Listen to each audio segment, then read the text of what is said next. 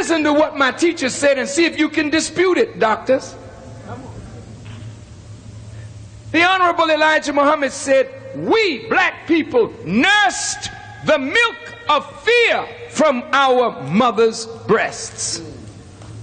Listen to the words. We nursed the milk of fear from our mother's breasts. What do you mean, milk of fear? If I make any of you afraid, then once you're afraid, you set off a chemical reaction by the thought of insecurity. That chemical reaction goes right into the milk. So as a slave, living under the fear of the power of a slave master to harm us, our mothers lived in constant fear, so we nursed the milk of fear from her breast, and by nursing that milk of fear, we became a fearful people. Now look at us. We scratch when we don't itch. Start talking downtown to white folks.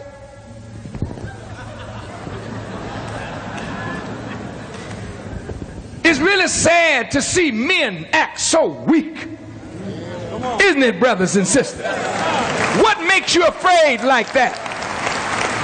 Well, sister, my mother was afraid. But my mother, at a certain point, took on the virtue of courage.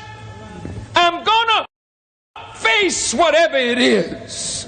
And just the change of thought in her mind changed the chemistry of my makeup.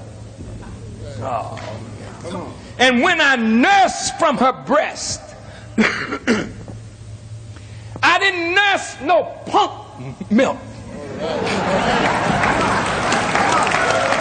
I nursed courage, because mother, courage is not only a mental attitude, it is a chemistry.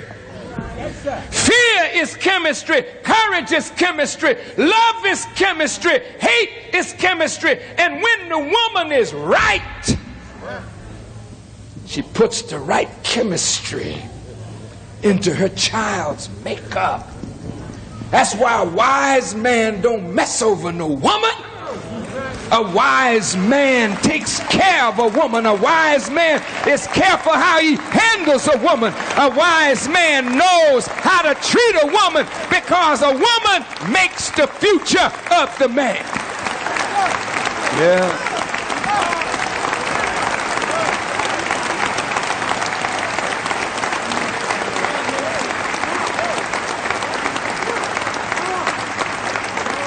Now, family, look. As you nurse your baby, the baby gets close to the mother. Through the breast, the baby is bonded to the mother. And the mother is nursing not only the strength of the baby, but human characteristics of warmth, tenderness, security, a measure of peace. All of that a mother gives to that child. Isn't that something? This is why, brothers, we have got to see that women are educated.